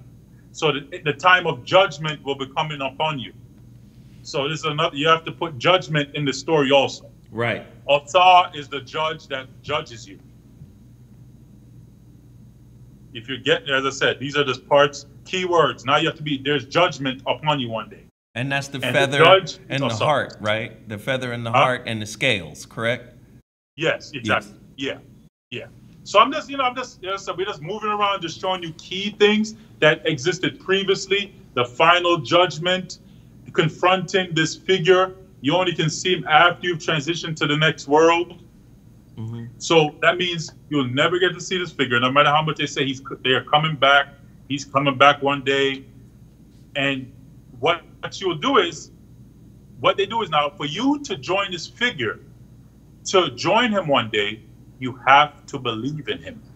You have to intake his tragedy within yourself. You almost can say that Osar died for you almost. It's like his death gives you life. His death gives you longevity life, eternal life. When you look at the name of Asar, they call him the Lord of Eternity. Asar, Neb Nehe. Asar, Neb means Lord, Nehe of eternity. So if you believe in him, he will give you eternity. So you'll live forever and ever in his name. Look at that. I'm just giving you keywords here. If you hear this stuff later on. Look at that. So hey, let me hit him with a couple of books. Joseph Campbell books that you should go get. And the reason why I'm choosing Joseph Campbell for this particular conversation, listen to the title of this book I'm about to give you. The hero, because we all know Heru was the hero. The hero of 1,000 faces. The collected works of Joseph Campbell. You should get that book. Or if you don't want to do the collected works, try The Power of Myth with Bill Moyers. This is Joseph Campbell, The Power of Myth. George Lucas is actually in this DVD series, The Power of Myth, by Joseph Campbell and Bill Moyers. Or if you're a book reader like me, get The Hero's Journey. And a lot of what Omar is outlining right now, you got to be sold the story in order to get on board. He done gave you the ingredients for the story. The hero, the tragic rise, or the rise and then the tragic fall, some kind of mysticism, you know, the woman, Trinity, Trinity for Neo. Yeah. You understand? He doesn't believe he's the one. And then he starts to believe. Faith, And then he becomes the one. He starts acting like the one, right? And then, hey, there's going to be a sacrifice. It's either going to be you or Morpheus. Oh, but then Neo dies, but is resurrected by the woman. Yeah. Yeah. Do you see? The reason why I'm telling you to read these books, The Hero with 1,000 Faces, is because you've been sold the same story, just remixed every single time. And you fall for it every single time. Yes. What story have you written? What story are you the author of? You're a people here without a story. Then you wonder why your relationships ain't worth nothing. Then you wonder why you're dependent, right, on an oppressive society, because the new pyramids are the buildings, right? The skyscrapers. The new monuments, the new temples are built by corporate America, correct? Yeah. Yes. And how do you become a savior of your family? You got to go to school. You got to get a job. You got to get a family. You got to get a wife. You got to take care of them. It's the same story. You sacrifice yourself for mediocrity, for fitting in. But you're fitting into a story that you're not the author of. How do we break the spell? How do we break that spell, that ghost spell? How do we break that, bro?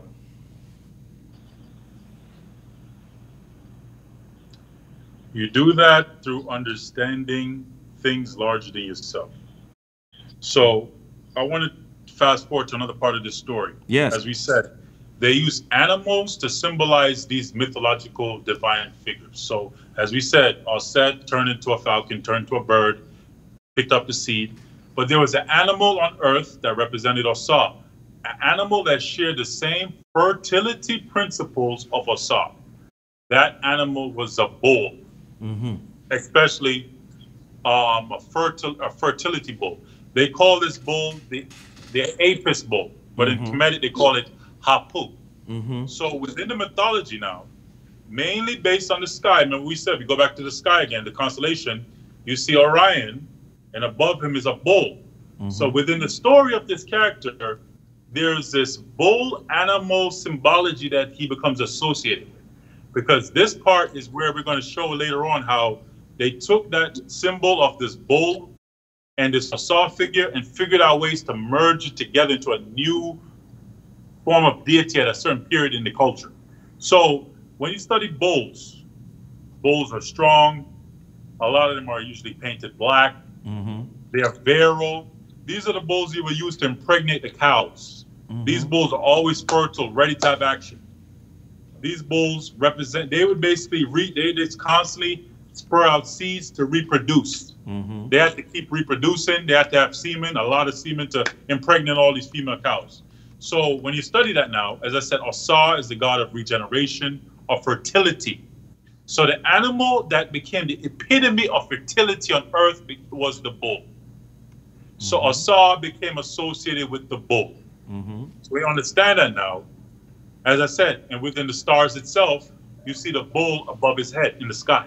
And these are the same, the bull horns are the same horns that Beyonce had on in the video, correct? No, that's the female, that's a female cow. That's a female. That's a different bull. This is the male one. This is the male fertility bull. So the female bull, let me get it right, is a cow. Het Heru, right? That's Het Heru. Right? Female is a cow, yeah. Right, Het The male Heru. is a bull. Right? Is that the name, Het Heru? Yeah, Het Heru is a female cow, yes. Exactly, go ahead. Yeah. So this bull was called the Apis bull. So within mythology, if you can pull up the glyphs, there's a few glyphs with a bull in it. I just want to show the picture. The hieroglyph? No, the actual hieroglyph. There's a hieroglyph of like... A hieroglyph with the bull in it. In the glyphs. So I just want to show people where the bull and Osiris's name became associated. So I want to show the glyphs where it literally shows the bull right there. Yeah. So if you can widen that shot so people can see the full image, go back to the other one. Yeah. So what you'll notice is they associate deceased people with the bull because you want to be fertilized for regeneration and rebirth. There you go. Yeah. You want to be fertilized with regeneration and rebirth. Now, when you look at that bull, I want you to look in front of it. You'll see that throne again. Yeah. The throne and the eye. The Asar. So again, in front of that bull, you see Asar's name. And below that, you see Hapu. Asar, Hapu. Asar and the Apis bull are associated with each other. That's all I'm trying to show you in this glyph. This glyph was done during the New Kingdom. So, and you see upon this figure is a deceased person in a coffin on the back of a bull. And on top of the person, you see a little grass growing out of them. Right. If you look on the top of the coffin, you see little flakes flaking up. It represents that growth, that regeneration, that rebirth. Because also bull, their manure from their feces was used to fertilize the land also. So bull manure brought new growth. It brought rebirth to the land. So when you understand this, I'm just showing you the connections the ancients themselves associated. So we understand that now. A bull and a saw were almost synonymous. The earthly representation of this mythology of this figure is a bull. So every king, if you read their names, their titles, they always put strong bull in their names. And as I'm showing you, that bull is associated with a saw. You want to be fertile. You want to be virile. So now, as I just showed you, you have the Asar, the name, the throne, the L shape again, that L, and the I right below it. It says Asar and it says Apis. So fast forwarding now, I just want to make that groundwork. Later on now, you had the Hyksos invasion.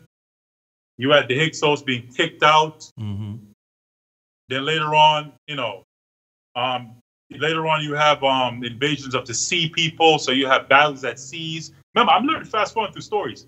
You have stories in Egypt about people being evicted and exodus happening to a certain group of people. So that's another story, another time, but we're fast forwarding now. The next thing you know, you have the end of the Bronze Age, the sea people. Pharaohs are battling at sea, chariots, warships at sea. So within this long history, you're reading about stories about battles at seas. Seas of waters being parted and people drowning in waters. You're hearing mythology about this, about a pharaoh that had to go out to battle people at the sea. So when you see stories about parting of waters and people drowning, you shouldn't be surprised that somebody took that from somewhere and figured out a way to repackage it later on. So now, then you had the Persian invasions. And then after the Persians, Alexander defeated Darius and took over Kemet. When Alexander came in, it started the Hellenistic period. So now that's the point I want to get into now. So what they did, by the time the Greeks came in, you remember, they ruled for 300 years. Kemet was already 2,700 years old already. So yeah, by the time the Greeks came in and took over the country, they had 2,700 years worth of information to look back on, to pick from. History. So what they did, what the linchpin of what the Greeks did, they founded their capital in the north, today called Alexandria. They didn't want to go through the entire country to gather this information. What they wanted is they wanted to have easy access at their fingertips. They wanted to have easy access of this mythology. They didn't want to have to go to Memphis, to go to Saqqara, go to Abydos, like the ancients did. And the ancients had pilgrimages, like going to Mecca, to different temples for festivals. The Greeks didn't want that. They wanted to have easy access. So what they did is they built a library. What they ordered the scribes to do is to go around all these temples, copy all these texts, and put them on scrolls and bring them up here to the north. The tragedy of that is, what you have done is, you've given other people easy access to divine information. When you spend a lot of money paying people to copy a bunch of information, then bring it all up to one place, now you ain't got to go all over the country. You can just come to one building now and read all this type of mythology. Right. You don't have to go to Memphis to read about Ptah. You don't have to go to Abydos to read about Asar. You don't have to go to Hierapolis to read about Heru. Now, the Greeks wanted easy like Google. They wanted a Google that they can get quick access and find information quick. And they created a library at Alexandria. The library had over 1 million scrolls Those scrolls were filled with medical information. It was filled with a lot of mythology and history. Right. So when you now living in that period, the Hellenistic period, you have information that was once sacred. You needed a priest to interpret it for you. Mm-hmm. But now you have ancient Kemetic priests working with Greek students at the time, right. helping the Greeks to translate these mythologies into Greek. Right. This is where the Rosetta Stone comes in, right? Yeah, yeah. So you have the hieroglyphs, you have the hieratic, and then you have the Demotic languages on that stone, and that's how they use that as a key to decode the hieroglyphs. Go ahead. Yeah. So my point now is, because of that interaction of the Kemetic and the Greek, a lot of the mythology, the Greeks realized they needed to add some of this mythology to their own doctrines. So what they did at the time, they started to say, let's take the attributes from these ancient deities and merge our deities with them. So during the Hellenistic periods, they started merging ancient deities that came from Kemet with Greek deities. So what they did is they know that the most important deity to the people of Kemet was Asar. Asar was the most important because his story was the backbone. He's the founder of the civilization. He's the first king that all the kings modeled themselves after. So they had to figure out a way to incorporate his mythology with their deities. So what they did during the Hellenistic period, they took that mythology of Asar that they were able to copy, and this is where the Coptic came in. Coptic basically means copy. People were able to now have easy access. It's like you translate it from Metanetra to Greek. You can now take this back to Greece, take it throughout the Mediterranean, and type of spread this information. So certain groups from Canaan was able to infiltrate and get access to this. They interacted with the people from Canaanite and Phoenicia, where today what we would say near modern Israel. These people were during the Hellenistic period, they had access to this type of library and information.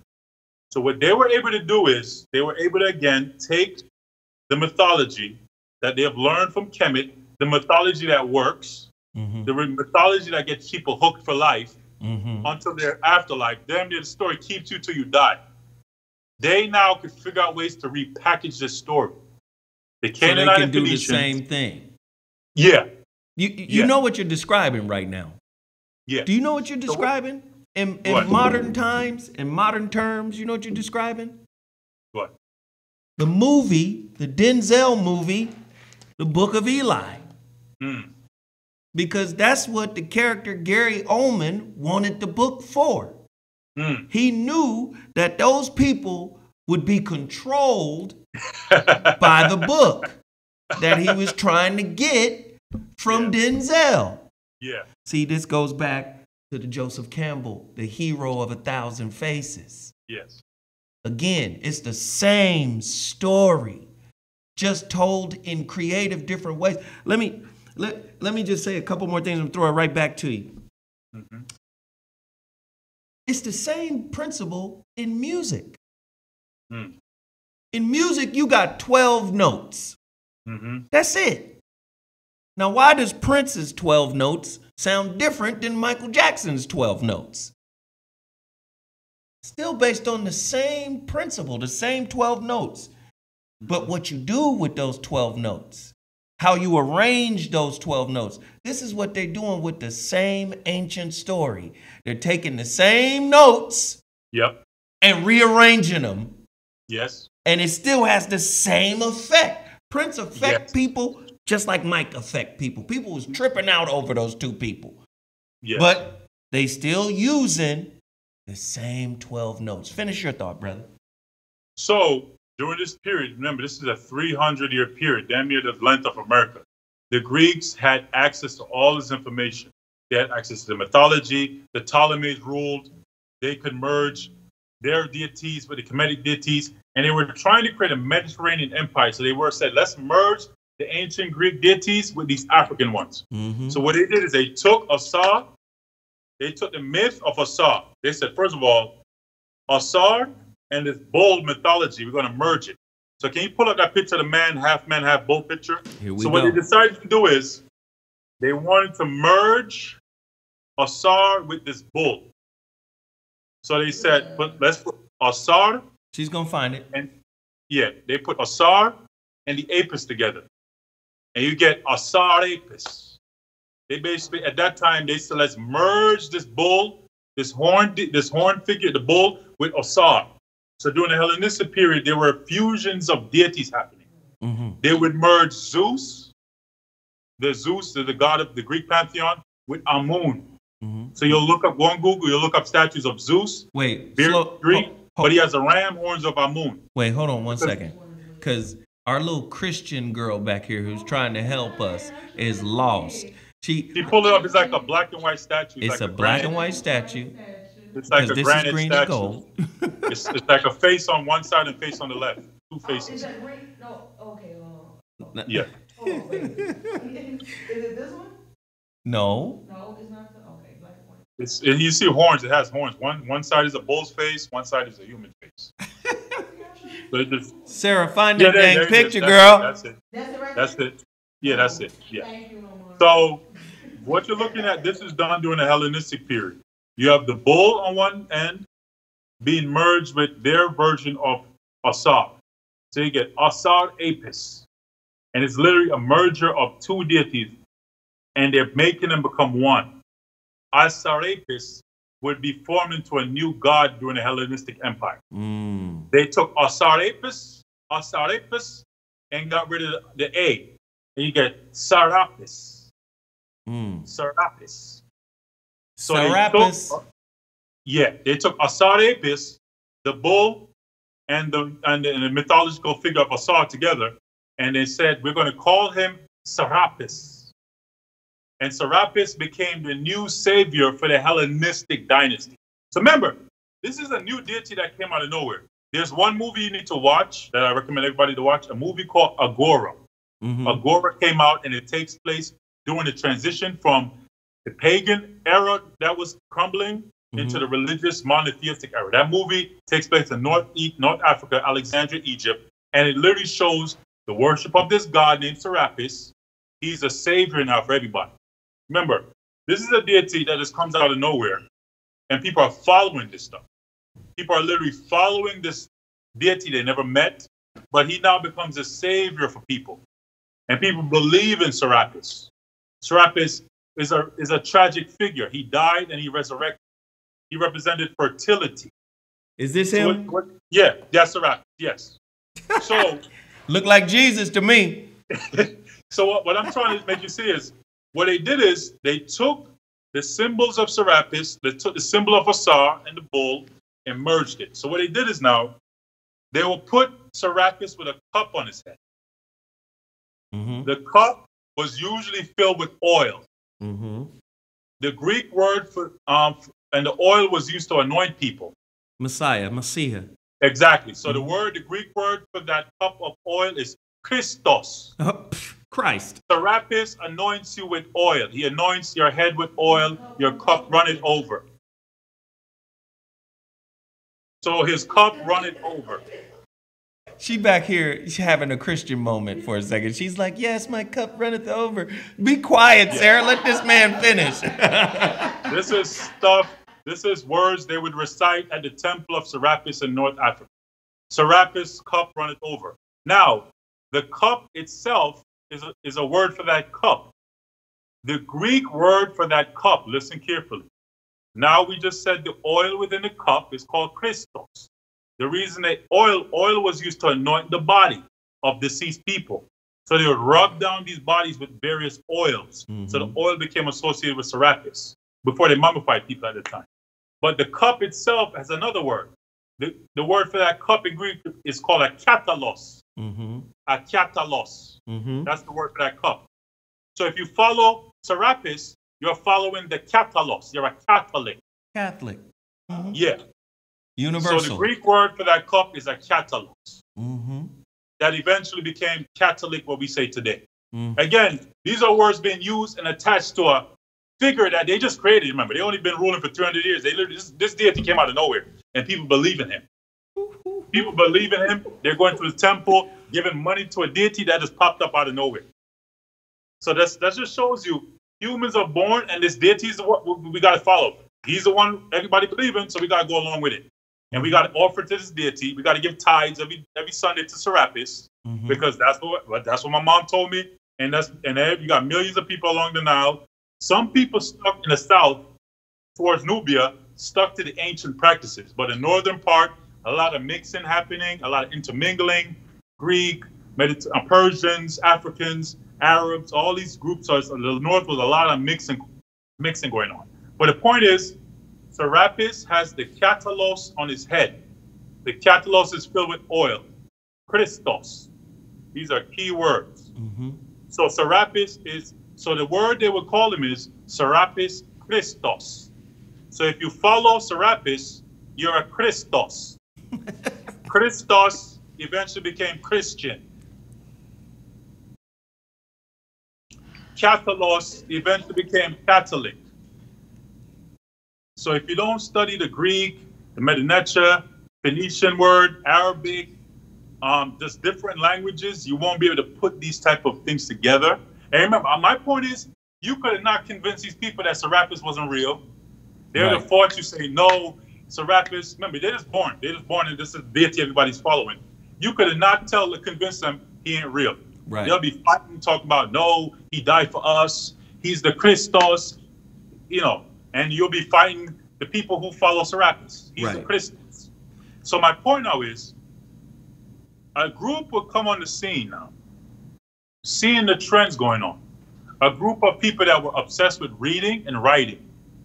A group of people that always worked at the library. They always want to get into this library. They always want to study these papyrus scrolls to get information. So when you understand it now, these people are being able to get access to these texts. They're seeing a trend. People love Serapis Christos. Serapis is the popular god at this time. Everybody's bringing offerings to the priests of Serapis. The priests of Serapis are getting wealthy off this god that just came out of nowhere. That's the next point. So you can get wealthy off these religions, it seems. And this deity can have been around for 2,700 years, and this new deity that they merged together is the new popular deity. The priests who follow him, they get wealthy, they live the good life off a god that was just created 50, 100 years ago prior. Right. So my point is, we're just seeing how humans just go along to get along. They just said, this is what we got to deal with. All that ancient stuff, the animal worship, is starting to lose favor with people. Right. People are more focused on here and now. That ancient stuff, the animalistic stuff, it seems so. Remember, when these people are ruling, 2,000 something years already went by. So that stuff is ancient. The pyramids is 2,000 years old already. It's way old and already in decay. People go there, just like today, people go there for tourism. The Greeks would go there to bring their friends to check out these pyramids that these mythological kings built 2,000 something years ago. So you have to understand how far back that was for them during the Hellenistic period. So this group now, these group came from a land of Canaan. And they started just seeing where the trend is going. They start seeing the Serapis cult is becoming popular.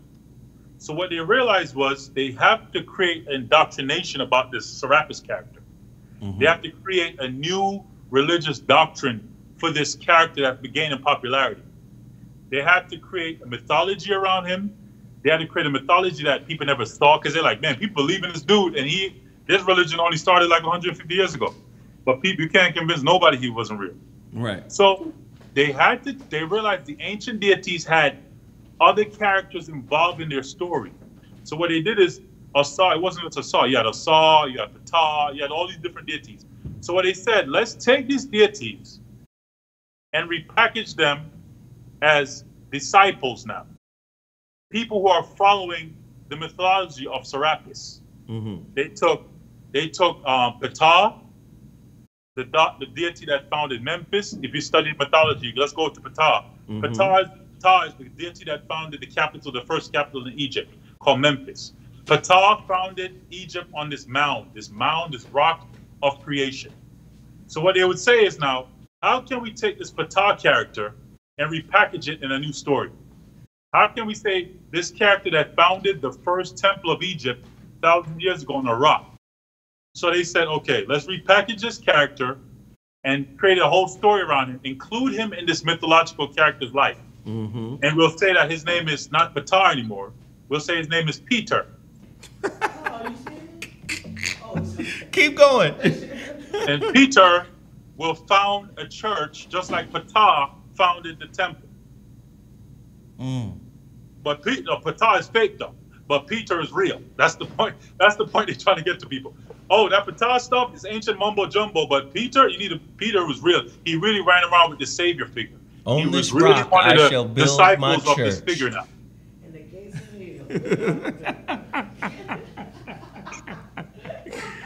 hell.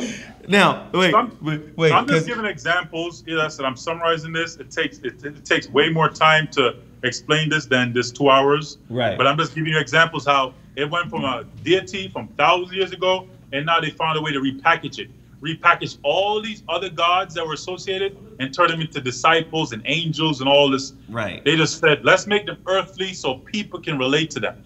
Let's say this person did this person did that. This person saw him do this. Right. He did this miracle over here. He went up the hill and fed people over there. Right. So it's like so look, you can't give them too much more. Just let's hold on 1 second. Yeah. Everybody gotta go to RAMOMAR's Cash App. Y'all gotta do that. For this information, the way it got broke down, the way it was broken down is key. Right? Listen, do you know how important it is to unravel the myth that you've been indoctrinated, conditioned to believe is true? You got to remember the way the human consciousness works. We have a nervous system, and everything in that nervous system is based on our beliefs. Krishnamurti said it is the content of your consciousness that creates your reality. So whatever the thinker thinks, the prover will prove. Ask yourself a question. What other myths, whether they be religious, political, relational, what other myths are running on autopilot in your subconscious? Now, you saw the book, there's a book out there called The 16 Jesuses. Mm-hmm. So you know what that means? That means other cultures took the template of the original story to use it to imprison the minds of their citizens. Whether it's Mithra, whether it's Dionysus, whatever, right? So now you got a whole movement of locking people into a story you didn't author.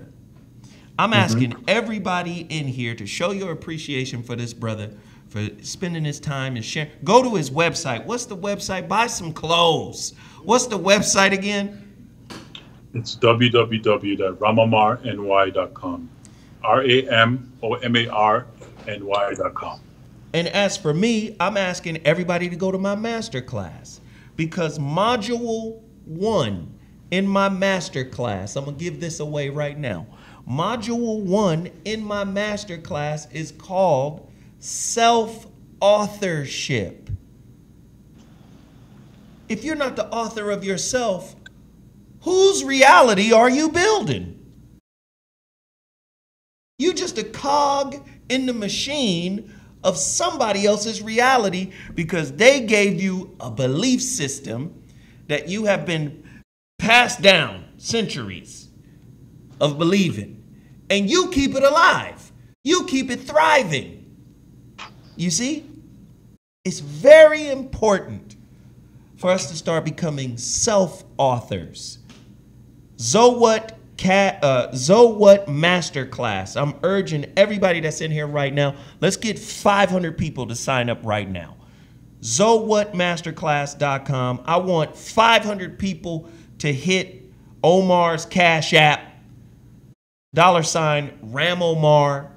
And I want if everybody in this Cash App could send, or everybody in this chat could send Sarah.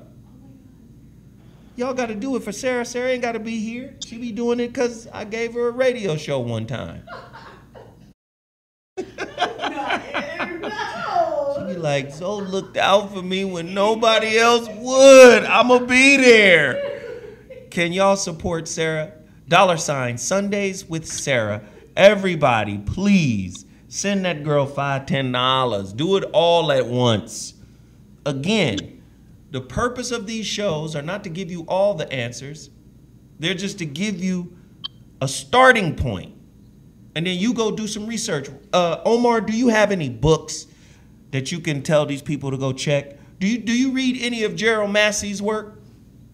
No, I've researched through it. So yeah, I'm familiar with his work, yes. Yes, I like Gerald Massey. Egypt, Light of the World. I love Light of the World. The parallels that he makes between Jesus and Osiris. I love those parallels. Jesus, Light of the World is a good one. The Mysteries of Amenta. That's a good one. Do you have any? The only book I always recommend to people is the book I did the cover for in 2013 from Egyptologists Robert Bauval and Thomas Brophy. It's called Imhotep, the African Architect of the Cosmos. Oh, wait, hold on. Let her pull that up. Pull that book up. Imhotep, the African Architect of the Cosmos. I painted the cover for that on behalf of Robert Bauval. So I always recommend that book for people that want to just get their foot wet into this type of story. So she can pull that up. Good stuff. Pull up. If you can get the cover, I want people to see it. Yeah. African, yes. Architect of the Cosmos, yes. Imhotep, the African Architect of the Cosmos. Yeah. So earlier, the good sister, I love Michi X. Earlier, the good sister was in the chat and she was asking the question, how is this Hotep shit gonna help get the white man off our back? And the reality of it is, until you become the author of your reality, you're going to be a worker and a participant in somebody else's. And what drives everything that we do? There's a story for our relationships. There's a story for politics. There's a Christianity today, modern day Christianity is built on testimony. My story, and this is how I got here. And all these clinicians and psychiatrists and all these people will tell you, psychotherapists, they'll tell you, you got to break up with your story of victimhood. And what you fail to realize is the story you accepted, the spiritual, religious, dogmatic story that you've accepted from your oppressor is part of your oppression. So if you don't break up with that story, you will never truly be free. This is why we sat here patiently and listened to Omar walk us from 3, 4, 5, 6, 7, 30,000 years ago up to today. This is why we're giving you examples in movies, how they're repackaging the same ingredients. Omar said you need some ingredients to build a type of story that will tug the heartstrings and have you in. This, you remember the movie that Mel Gibson did, Passion of the Christ? Yeah. Do you know how good Christians felt about actually seeing it? It was like the Bible came to life. Yeah. Did the Bible come to life for you, Sarah? Oh, yes.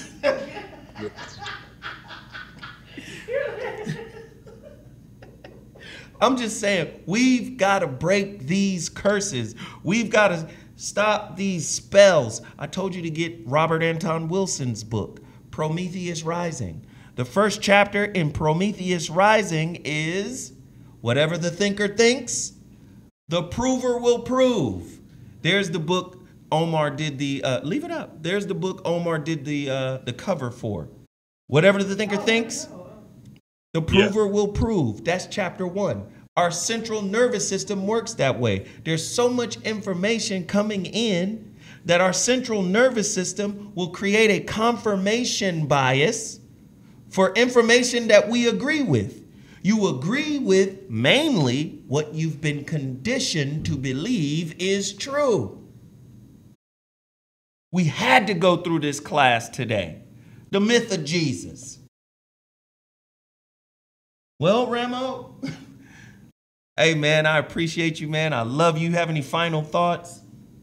Well, let me just finish it up with a few words in regards to the end.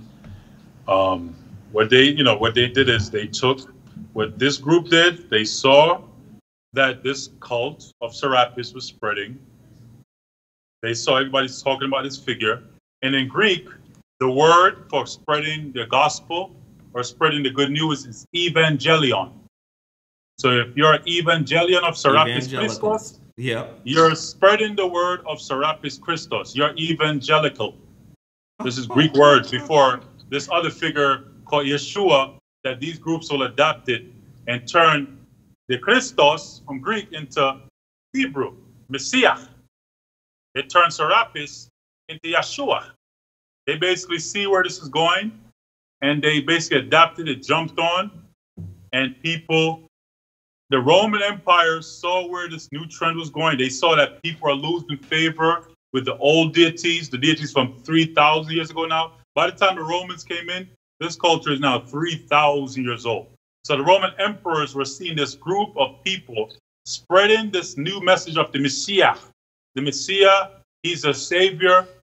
And eventually, they were able to infiltrate one of the Roman emperors to this new cult that was growing. It was the newest trend. And the Roman Emperor Constantine took and adopted this new religion and made it become the official religion of the Roman Empire later on. Nicene Council, 325 AD. Yes. Yeah. Yes. So basically, once you see where things are going, the old stuff is falling out of favor. Now you want it to be the official religion of this new empire, the holy. Now it's a holy. It ain't the Roman Empire of killing now. It's the Holy Empire. So now you have the government behind this new religion. And it's going to be enforced. Temples are going to be built for this new deity. And his story will spread with the Roman legions. And the way the Roman legions, they would march. They call them religione, I believe. Religione. The Roman legions, but I think you bind them together in these army groups. Yes. Religione. They would march out and spread this word. Yes. Religion. And I'll end it right there. Oh God! It keeps happening. Black people are Mormons. Black people are Jehovah's Witnesses. The same template is in place. They done created a spell based off of your original spell. But your spell was based off of something different. I love the way Professor James Smalls wraps it up. He says, Black people were the first people to be philosophers. We were the first people to question the existence of God. We were the first scientists. We were the first architects. We were the first agriculturalists. We were the first, man. You better stop using a version of your story. You better become an author again. I appreciate you, Omar. Let's see how far this video is going to go. Listen, and somebody said something in here, and I'm going to wrap it. Listen, this is about you doing research. This ain't about us trying to convert you or convince you. And this ain't about that. I'm not one to say somebody is wrong for whatever belief they have. I've outgrown that. This is for you to do your own research. This is for you to study. This ain't us saying whatever it is that you believe in, whatever it is that you're doing is incorrect. This is just us saying, there's an underlining truth to it, right? That's deeper than what you may or may not know. So we appreciate everybody for tuning in. We appreciate everybody for hitting the like button, the share button, the super chat, the cash apps. We appreciate all that. And once again, don't forget to sign up to my relationship masterclass, zowhatmasterclass.com. I thank my guest, Omar. Thank you, brother. We appreciate you. Thank you for having me, man. And we'll chime in at another time. Deuces. All right. Peace.